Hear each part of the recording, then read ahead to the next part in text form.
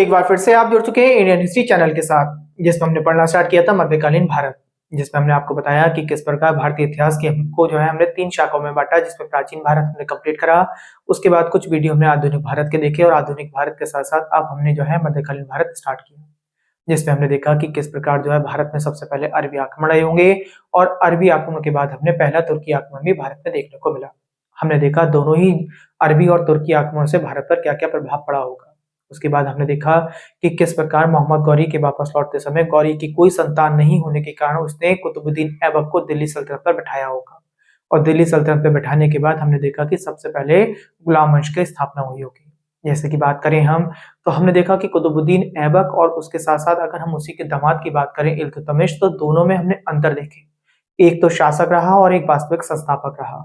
यहाँ पे हमने कुतुबुद्दीन ऐबक को संस्थापक नहीं बोला, क्यों? कुतुबुद्दीन ऐबक ने गुलाम वंश को ही आगे बढ़ाया और जो कार्य मोहम्मद गौरी के थे उन्हीं कार्यों को आगे करना स्टार्ट किया। उसने किसी तरीके से जो है यहाँ पर दिल्ली सल्तनत पर कार्य इस प्रकार नहीं किए जिस प्रकार जो है वो अपने धर्म को फैलाता, धर्म के साथ साथ अपने राजपाट को और अधिक तक बढ़ाता। अगर राजपाट बढ़ाने की बात करी जाए तो इल्तुतमिश को देखने में मिला। हमने जब इल्तुतमिश का इतिहास पढ़ा तो हमने देखा कि किस प्रकार उसने क्षेत्र में वृद्धि करी, इसलिए उसे हमने वास्तविक संस्थापक के रूप में इल्तुतमिश को माना। और वास्तविक संस्थापक के साथ साथ हमने इल्तुतमिश को यह भी बताया कि क्यों उसे सुल्तान बोला गया और क्यों शासक बोला गया कुतुबुद्दीन ऐबक को। इस प्रकार हमने क्या क्या चीजें पढ़नी, उसके साथ साथ हम देखेंगे आज के वीडियो में आगे बहुत इंपोर्टेंट टॉपिक हो जाएगा आपके लिए बलबन। कौन था बलबन और बलबन किस तरीके से गद्दी पर बैठा होगा और उसने क्या क्या जो पहले से कमियां चली आ रही थी उन कमियों को दूर करते हुए राजपाट को संभाला होगा, और संभालने के बाद उसने आगे अपने क्षेत्र को किस तरीके से बढ़ाया होगा। बात करेंगे सबसे पहले, जब हमने दिल्ली सल्तनत से पहले हमने सबसे पहले क्या पढ़ा? भारत पे अरब वासियों का आक्रमण पढ़ा। सबसे पहले हमने पढ़ा अरब वासियों का आक्रमण। इस बात को हमने अपने पहले दूसरे वीडियो में बहुत अच्छी तरीके से बताया कि अरब वासियों का आक्रमण होने का भारत में क्या कारण था, और उस समय जब आक्रमण करा होगा तो भारत में कौन जो है राजा बैठा हुआ होगा, कौन हिंदू राजा होगा, ये सारी बातें हमने चर्चा करी।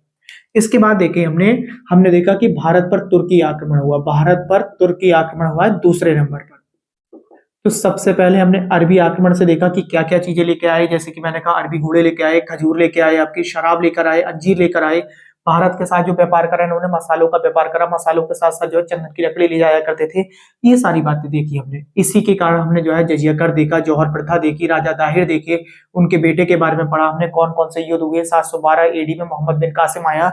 ये सारी बातें हमने अरब वासियों के आक्रमण में पढ़ ली। उसके बाद भारत पर जब तुर्की आक्रमण की बात करी हमने, तो तुर्की आक्रमण में हमने 2 लोगों के बारे में बहुत पढ़ा।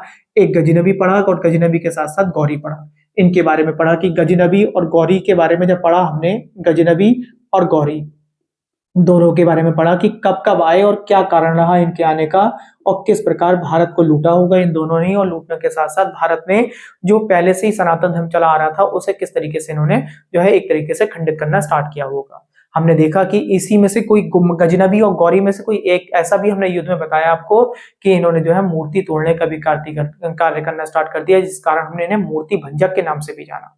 ये बात हमने कर ली थी। उसके बाद हमने देखा जब गौरी वापस लौट रहा था तो गौरी की कोई संतान नहीं थी, नहीं होने के कारण इसने भारत पर जितने पूरी बहुत बड़ा भारत हुआ करता था उस समय, पाकिस्तान, अफगानिस्तान, ये सारे इलाके भारत में ही रहा करते थे उस समय।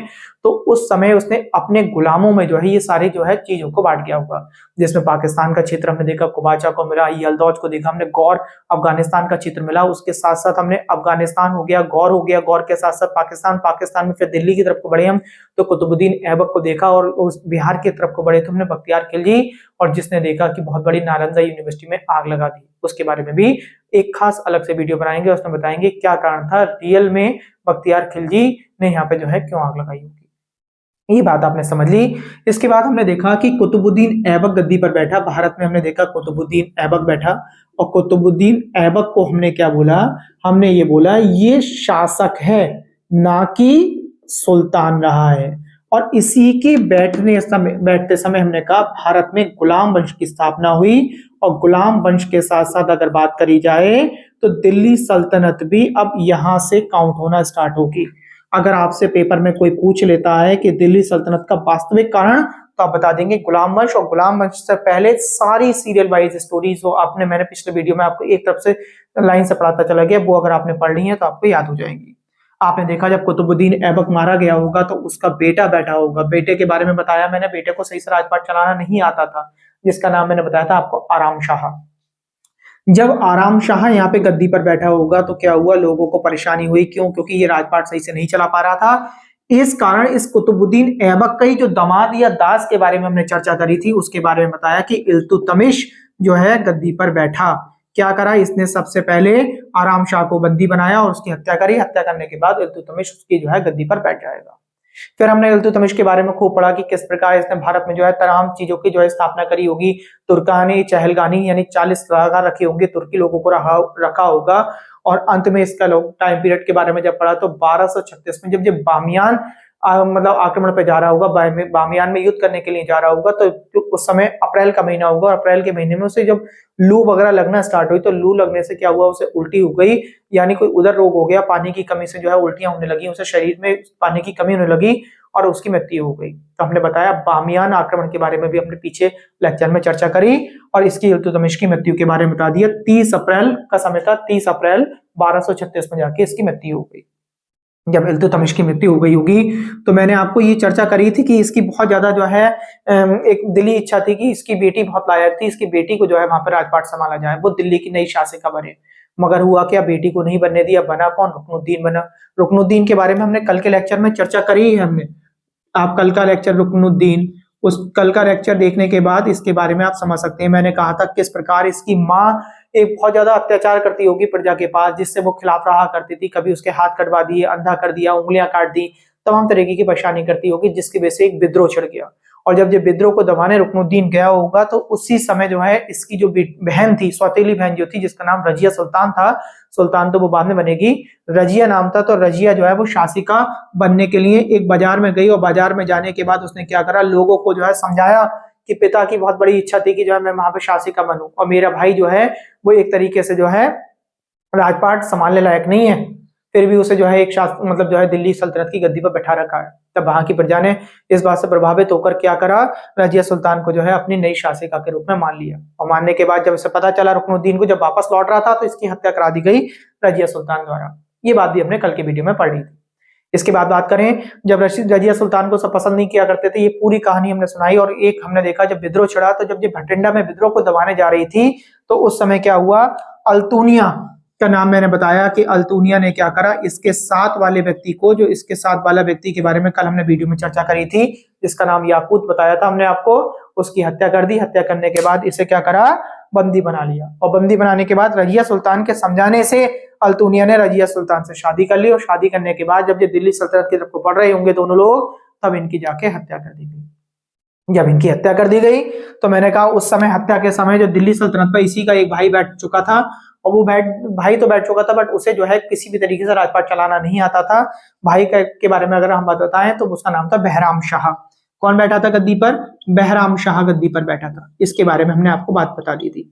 बहराम शाह बैठ गया होगा, इसने जो है सही से नहीं चला पा रहा होगा, इसके लिए जो हमने बताया नायाब ममलिकात की पोस्ट एक रखी गई, जिसपे जो है इसका जो सुल्तान का संरक्षक हुआ करता था, जो उसने बताया करता था कि किस प्रकार आपको राजपाट चलाना होगा, तो वहां पे जो है नायाब ममलिकात की पोस्ट बनाई गई होगी। और पोस्ट बनाने के बाद वो उससे एकदम खिलाफ हो गया होगा, इसे लगा होगा कि मेरी तो चलती नहीं है, नायाब ममलिकात की चलती है, जिसका नाम एतगीन बताया था हमने आपको, ठीक है, पूछ लेता है आपसे। तो ऐसी कंडीशन में उसकी मृत्यु कर दी, और मृत्यु करने के बाद इसी के साथ वाले जो तुर्की रहे होंगे उन्होंने अब इसे मार दिया। बोले कि जब हमने तेरे लिए जो है एक व्यक्ति एक पोस्ट रखी, तूने उसे ही मार दिया, तो शायद जो है आगे चल के तू हमारे भी खिलाफ हो जाएगा, इससे पहले हम तुझे मार दें। इसके बाद इल्तुतमिश के पोते बने। पोतों के नाम हमने कल बता दिए थे, जिसका नाम मसूद शाह था। मसूद शाह के बाद बना था नसरुद्दीन महमूद। और नसरुद्दीन महमूद के बारे में हमने आपको बताया, ये बहुत ज्यादा सीधा था, बहुत ज्यादा संत प्रवृत्ति का व्यक्ति था, ठीक है। और इसी के समय में एक व्यक्ति उठा, इसी के दरबार में हम बात करें, तुर्कान चहलगानी जो 40 लोगों का समूह था, उसमें एक व्यक्ति बहुत ज्यादा उसने अपने आप को जो है निखारा। निखारने के बाद वो इसका बहुत ज्यादा घनिष्ठ बना, जिसका नाम था बलबन। तो बलबन किसके समय में, किसके, नासरुद्दीन महमूद के समय में जो है क्या बनेगा, नायाब ममलिकात बनेगा। और नायाब ममलिकात बनेगा, ये बलबन पर इतना भरोसा करने लगेंगे, जिसका नाम मैंने आपको नासिरुद्दीन महमूद बताया कि नासिरुद्दीन महमूद बलबन की पुत्री से शादी कर लेंगे। और शादी करने के बाद जब शादी कर लेंगे और बलबन ने इतना मन में इनके लिए अच्छा साबित हो चुका था, तब ये बलबन को एक पोस्ट भी देंगे, एक नाम देंगे, एक उपाधि देंगे। उपाधि के बारे में पूछी जाती है उलूग खां, कि उलूग खां किसे बोला जाता है, तो आप बताएंगे बलबन को बोला जाता है। किसने दी? नासिरुद्दीन महमूद ने ये उपाधि दी है बलबन को। ये बात आपके क्लियर हो गई होगी। तो आज जो हम नवा पॉइंट अपना पढ़ना स्टार्ट कर रहे हैं, आप नवा पॉइंट पढ़ेंगे हम बलबन के बारे में। देखिए हुआ क्या, मृत्यु होनी थी किसकी, नासरुद्दीन महमूद की मृत्यु होनी थी, मगर हुआ क्या, एक आकस्मिक मृत्यु हो गई। मृत्यु होनी थी बलबन की, बलबन बूढ़े हो चुके थे, क्यों, क्योंकि काफी समय से चले आ रहे थे ये, मगर मृत्यु हो गई अचानक की बात किसकी, नासरुद्दीन महमूद की। और मृत्यु होने के बाद अब राजा बनना है, सुल्तान बनना है, तो कोई ना कोई जो है पुरुष वर्ग बैठेगा। और पुरुष वर्ग के बारे में अगर बात करें हम, तो बलबन बैठा वहां पर जाकर, यानी उसका ससुर बैठा। सबसे पहले बलबन की अगर बात करें, तो देखिए नासिरुद्दीन महमूद की मृत्यु हुई थी 1265 में, और बलबन जब बैठेंगे तो समय होगा उस समय 1266 में जाके बैठेंगे ये। 1266 से 86 तक समय लेंगे ये, 20 साल तक बैठे रहे। इनका वास्तविक नाम, पूरा नाम पूछे आपसे तो बताएंगे गयासुद्दीन बलबन, इनका पूरा नाम था गयासुद्दीन बलबन। बहुत ध्यान से समझेंगे। सॉरी, गयासुद्दीन बलबन इनका नाम था। इनके बारे में थोड़ा सा समझ लेते हैं पहले, आखिर कौन थे गयासुद्दीन बलबन। देखिए ये भी पहले गुलाम थे। मैंने अभी आपसे क्या कहा, ये नायाब ममलिकात ही तो थे। और नायाब ममलिकात कहां से बन के आते थे, उस 40 सलाहकारों में से बन के आया करते थे जो उस समय तुर्की हुआ करते थे, तुर्कानी चहलगानी, जिसे हमने इल्तुतमिश ने प्रथा चलाई थी। इसका मतलब गुलाम थे ये। सॉरी, अब हुआ क्या, इन्हें दिक्कत ये आई कि मैं वहां का जो दिल्ली सल्तनत की गद्दी पर तो बैठ गया, अब वो जो मेरे साथी हैं जो पहले मेरे आसपास रहा करते थे, जिनके साथ मैं बोला चाला करता था, बोला चालने के साथ साथ हंसी मजाक किया करते थे, अब वो मुझे सुल्तान क्यों मानेंगे, वो तो सुल्तान के रूप में मुझे जो है किसी भी तरीके से जो है मानेंगे ही नहीं। तो ऐसी कंडीशन में इन्होंने सर्वप्रथम क्या करा, अपने व्यवहार में अंतर लेके आए। देखिए सबसे बड़ा कार्य क्या होता है, व्यवहार बदलना ही सबसे बड़ा कार्य है, व्यवहार परिवर्तन कराना, व्यवहार परिवर्तन। ठीक है, व्यवहार परिवर्तन करा सबसे पहले। जैसे कि व्यवहार परिवर्तन में क्या करा, इन्होंने ना अपने साथ वालों के जब सामने जाया करते होंगे तो बिल्कुल हंसना बंद कर दिया। और इन्होंने कपड़े वगैरह जब राजाओं के पहन के आते होंगे तो उसी तरीके से अपने लिए ना एक तरीके से दोनों तरफ तलवारें रखना स्टार्ट कर दी। दोनों तरफ तलवारें इन्होंने एक तरीके से ना जो प्रजा थी, इनकी प्रजा के साथ साथ मैं कहूँ सैनिकों के मन में इन्होंने ये थोड़ी सी बात बैठा दी, क्योंकि ये कद में बहुत गट्टे थे। इन्होंने सोचा कि जो है कि कोई ना कोई जब चलूंगा तो मेरे बराबर में इतने बड़े बड़े सैनिक चलेंगे तो लोग अब मेरी उपहास उड़ाएंगे, हंसी उड़ाएंगे। तो ऐसी कंडीशन में बताया जाता है कि ये ना अगर कोई मुस्कुराते हुए भी देख लिया करते थे तो तुरंत जो है तलवार निकाली और तलवार से गर्दन काट दिया करते थे उसकी। तो इतना इन्होंने सबसे पहले खौफ फैलाया एक सुल्तान का। क्यों, क्योंकि इन्हें बहुत सारी चीजें बदलनी थी। बदलनी क्या थी, आप देखें कि इससे पहले जितनी भी दिल्ली सुल्तान में इनसे बलबन से पहले जो बैठे हैं अभी 2-3, तो उनके लिए तो एक पोस्ट बना दी थी कि नायाब ममलिकात। उसमें क्या था, राजा को जो है कोई दूसरा इंसान उसका संरक्षक हुआ करता था, वो समझाया करता था। तो सबसे पहले तो इन्होंने सोचा कि मैं तो खुद दूसरों को समझाता हूं, अगर मेरे लिए ही पोस्ट बना दी जाएगी अगर ये, तो मुझे तो बड़ी दिक्कत आएगी। तो ऐसी कंडीशन में सबसे पहले इन्होंने नायाब ममलिकात पोस्ट को खत्म करना चाहा। इसलिए सबसे पहले इन्होंने क्या करा, लोगों के मन में सुल्तान का डर बैठाया। ये बात आपको क्लियर हो गई होगी। ठीक, दूसरा कारण अगर बात करें, दूसरा कारण बहुत ज्यादा मैं आपको अभी ओवरऑल बता दे रहा हूं, उसके बाद जो है अभी बोर्ड पर लिखना स्टार्ट करेंगे। दूसरा कारण क्या था कि जो है मंगोलवासी इन पे बड़े युद्ध किया करते थे, आक्रमण होते रहते थे। और आक्रमण होते थे तो आक्रमण में ही अगर बात करें तो इनके ना 2 बेटे थे, 2 बेटों में से एक बेटे को भी खोना पड़ा है, जिसका नाम था शहजाद मोहम्मद खान। तो शहजाद मोहम्मद खान की जो है मंगोलों के आक्रमण के कारण जो है उस समय मृत्यु हो गई है। तो बलबन ना इसी समय अगर हम बात करें, बूढ़ा तो पहले से था, तो ये शोक में भी डूब गए। और शोक में डूबने के कारण जो है ये बताया जाता है, बदायूनी वगैरह लिखते हैं, ठीक है, अमीर खुसरो लिखते हैं कि पूरा का पूरा जो जितना भी राजपाट चला करता था, जो राजपाट सभाएं हुआ करती थी, वो शोक में डूबी रहा करती थी। इसके पुत्रों के बारे में अगर आपसे पूछे तो एक का नाम बता देंगे आप मोहम्मद खान, और दूसरा हो जाएगा आपका बुगरा खान। ठीक है, आपसे पूछा जाएगा, यानी शहजाद मोहम्मद खान, इनके 2 पुत्र बता देता हूं। पहला पुत्र अगर हम बात करें तो शहजाद मोहम्मद खान, शहजाद मोहम्मद खान। और दूसरा पुत्र अगर हम बात करें तो उसका दूसरे पुत्र का नाम था बुगरा खान। ये बात आपको याद कर लेनी है, पेपर में पूछे जाते हैं। ठीक है, बुगरा खान के बारे में बात करेंगे। चलिए आगे बढ़ेंगे। कब इसकी मृत्यु हुई तो बता देंगे आप, मंगोलों के आक्रमण में जो है इसकी मृत्यु हो गई होगी। ठीक, चलिए, इसने जब मंगोलों के आक्रमण थे ना, तो मंगोलों के आक्रमण के कारण ही इसने उत्तर पश्चिम सीमा, जो आज वर्तमान पाकिस्तान की लगती है, उत्तर पश्चिम सीमा पर इसने बहुत मजबूत दुर्ग भी बनवाए हैं। तो आपसे पूछा जाएगा, ये क्वेश्चन मेरे भी पेपर में कई बार मैंने देखने को मिला कि उत्तर पश्चिम सीमा पर मजबूत दुर्ग किसने बनवाए, तो दुर्गों का निर्माण करवाया है इसने। उत्तर पश्चिम सीमा, उत्तर पश्चिम सीमा किसने कराया है? बलबन ने कराया है। ठीक है, यहीं से आक्रमण हुआ करते थे सीमा पर, उत्तर पश्चिम सीमा पर दुर्ग का निर्माण। ठीक है, उत्तर पश्चिम सीमा पर किसने बनवाया? बलबन ने बनवाया। ये कहानी आपको ध्यान हो गई होगी, क्योंकि बेटा भी खो दिया इन्होंने इसी उत्तर पश्चिम सीमा के कारण है। ठीक है, काश पहले से दुर्ग बना हुआ होता तो जो है लोग बाग एकदम तेजी से आक्रमण नहीं करते वहां से। ठीक, अमीर खुसरो की अगर बात करें, इन्हीं के समय में रहा करते थे। अमीर खुसरो ही कहते हैं कि दरबार में बलबन शोक में डूबा रहा करता था हमेशा अपने बड़े बेटे के चक्कर में। ठीक है, तो आपसे क्वेश्चन पूछेगा कि किसके अनुसार जो है कि बलबन जो है दरबार के अंदर शोक में डूबा रहा करते थे, तो ये बात कही है अमीर खुसरो ने। अमीर खुसरो के बारे में अगर बात करें तो आपने अमीर खुसरो को पढ़ रखा होगा शायद, बहुत सारे काम किए हैं, पेपर में पूछा जाता है अमीर खुसरो के बारे में। इन्हें सबसे पहले अगर बात करें तोताए हिंद बोलते हैं, इन्हें तोताए हिंद। ये पहले ऐसे अमीर खुसरो की बात करें, ये पहला ऐसे व्यक्ति थे जिन्होंने 7 सुल्तानों का समय बिताया है। 7 सुल्तान, क्योंकि सुल्तान जो आए ना बहुत छोटे छोटे समय पीरियड के लिए आए। 7 सुल्तानों के समय में रहे, समय तक रहे। एक बात आपको याद कर लेनी है। देखिए, जो खड़ी बोली हम लोग बोलते हैं, ठीक है, तो खड़ी बोली के जनक भी यही है। खड़ी बोली का सबसे पहले, खड़ी बोली के जनक। ठीक, आपने देखा होगा पहेलियां रची जाती हैं, जो पहेलियां रचने का जो काम किया है, पहेलियों पर भी इन्होंने काम किया है।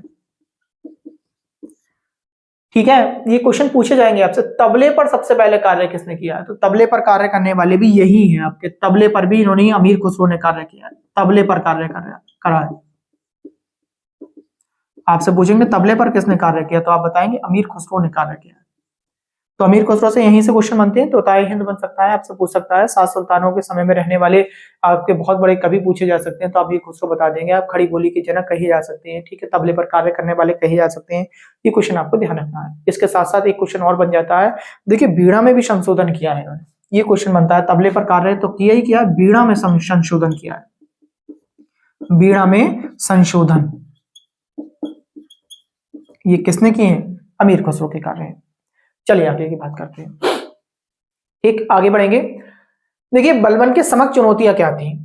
चुनौती अगर ध्यान रखें तो मैं आपको बलबन के समक्ष चुनौती बताता हूं, तो चुनौती को थोड़ा सा ध्यान रखेंगे। जैसे कि सबसे बड़ी चुनौती क्या थी? सुल्तान की जो शक्ति थी या प्रतिष्ठा थी उसे बढ़ाना। अभी मैंने आपसे बात किया कि सुल्तान की शक्ति और प्रतिष्ठा को कैसे बढ़ाया होगा उन्होंने? नायाब ममलिकात की पोस्ट खत्म कर दी। क्यों? क्योंकि उन्होंने देखा कि सुल्तान को कोई सलाह दे रहा होगा तो सुल्तान ने किस बात का है, इस वजह से इन्होंने क्या कहा? उस प्रतिष्ठा को बढ़ाना चाहा, उसे पुनः स्थापित। ठीक है, तो नायाब ममलिकात की पोस्ट खत्म करने का कारण आपको मालूम पड़ गया होगा। क्या चुनौती थी? पहली चुनौती मैंने आपको बता दी, सुल्तान की शक्ति व प्रतिष्ठा करके आप लिख देंगे। ठीक है, तो चुनौती में अगर हम बात करें क्या चुनौतियां थी? चुनौती तो सुल्तान की शक्ति, सुल्तान की शक्ति व प्रतिष्ठा। एक बात, इसी वजह से तो इन्होंने बंद करी होगी नायाब ममलिकात की पोस्ट। आगे समझे, मंगोलों से राज्य की रक्षा करनी थी। जैसे कि मैंने कहा था, मंगोलों से राज्य की रक्षा करने के लिए क्या बनवाए? दुर्ग बनवाए। तो नंबर 2 पे आप इस तरीके से याद कर लें, चुनौती में ही इसमें याद कर लें, क्या बनवाए? दुर्ग बनवाए। नंबर 1 और इसे कर देते हैं नंबर 2, दुर्ग निर्माण करवाया। नंबर 3, भाई नंबर 3 अगर बात, दुर्ग बनने का मतलब समझा गया? दुर्ग के कारण मैंने आपको बता दिए थे। कानून में व्यवस्था की स्थापना करी। अब कानून में व्यवस्था की स्थापना की बात करें, जैसे कि मैंने अगर आपसे बात करूं, ये जो हम बलबन की बात कर रहे हैं तो ये भी तो दास है ना। ठीक है, अब दास है तो दास होने के साथ साथ अगर हम पहले हम कानून में व्यवस्था कर दें, देखिए ये दासों का बड़ा ध्यान रखते थे कानून में व्यवस्था। जहां से मैं इस समय वीडियो बना रहा हूं, मैं आपको बताऊं, जहां से मैं वीडियो बना रहा हूं इस समय अगर आप देख रहे हैं या देखेंगे आप भविष्य में कभी जाकर, तो मैं बताऊं आपको, लगभग बदायूं हमारे आसपास लगने लगता है यहाँ से 50 किलोमीटर के दायरे में। तो वहां के सूबेदार ने क्या करा? बदायूं के सूबेदार ने, बदायूंनी भी नाम सुना होगा आपने, बदायूं के बारे में खूब पढ़ रखा होगा आपने। तो बदायूं की बात अगर की जाए तो यहाँ के सूबेदार ने क्या करा? एक बार ना किसी गुलाम को मार दिया, पीट पीट कर मार दिया बदायूं के सूबेदार ने। तब इसने स्वयं आकर, वहां दिल्ली से आया, दिल्ली से आने के बाद स्वयं आकर उस सूबेदार को जो है 500 कोड़े मारे आकर स्वयं। तो ये सोचिए गुलामों को कितना ध्यान रखता हुआ, क्यों? क्योंकि ये खुद भी तो एक गुलाम था। ऐसी कहा जाता है, इसने एक बार जो है कि कभी किसी ने ना जो है किसी गुलाम को जो है चाटा मार दिया हो, मारने के बाद जब इसे मालूम पड़ा दिल्ली सल्तनत की कहानी है जी दूसरी, तो उसने क्या करा, भरे बाजार में, जो बाजार भरा हुआ होगा ना उसमें जाओ उसे जूतों से पिटवाया, केवल गुलाम को मारने से। तो इस तरीके से आपको समझ आएंगे। तो यानी कानून में व्यवस्था लेके आया, कानून में व्यवस्था लोगों के मन में डर पैदा कर दिया कि सुल्तान भी आके जो है किसी न किसी तरीके से हमें जो है दंडित कर सकता है। अब आ जाती है, सबसे बड़े क्वेश्चन बनता है कि ईरानी प्रथाओं का जो है स्टार्टिंग भारत में किसने कराई और कौन कौन सी ईरानी प्रथा थी। मैं आपको प्रथाएं बता रहा हूँ, साथ साथ समझा रहा हूँ, ध्यान समझ जाए। तो बलबन ने कुछ ईरानी प्रथाएं चलवाई, ठीक है, यानी जैसे कि इन्होंने ईरानी प्रथाएं चलाने का क्या कारण रहा होगा, ये क्वेश्चन बनेगा। तो ये सुल्तान के सामने सबको कमजोर दिखाना चाहता था। अब इसने देखो ईरानी प्रथाएं, मैंने क्या कहा, अभी तक क्या था, सुल्तान का पद बड़ा कमजोर बना हुआ था। क्यों? क्योंकि इससे पहले हमने पढ़ा, क्योंकि नायाब ममलिकात की जो पोस्ट बनाई गई थी राजाओं को ध्यान रखने के लिए, राजाओं की जो है कार्य सही तरीके से करें, कैसे कैसे कार्य होगा राजाओं का, वो बताया करता था नायाब ममलिकात। तो वो पोस्ट को तो खत्म कर दिया इन्होंने। अब पोस्ट को तो खत्म कर दिया, लोगों के मन में ये था कि ये भी तो गुलाम ही बैठा हुआ है वहां पर। तो उसके अंदर यानी सुल्तान जब बन गया ये, तो सुल्तान के सामने सबको कमजोर दिखाना चाहा इसने कि सुल्तान बहुत मजबूत पोस्ट होती है। तो ईरानी प्रथाएं चलाई इसने। ईरानी प्रथाएं चलाने का कारण मैंने बता दिया। तो आप इस तरीके से 15वां पॉइंट में आपको यहाँ पे लिख दे रहा हूं, ईरानी प्रथाएं चलाई इसने सबसे पहले। ईरानी प्रथाएं, ईरानी प्रथाएं में मैंने आपसे क्या कहा, जैसे कि देखो बहुत सारी प्रथाएं बता रहा हूं मैं आपको, लगभग 6-7 प्रथाएं बता देता हूं जो इसकी मेन बन रही है। ठीक, सुल्तान तो मैंने आपको ये बता दिया। अब इसने सबसे पहले क्या करा, इसने राजत्व का सिद्धांत चलाया। राजत्व का सिद्धांत का मतलब सबसे पहले पूछेगा राजत्व का सिद्धांत किसने चलाया, तो आप बताएंगे बलबन ने चलाया।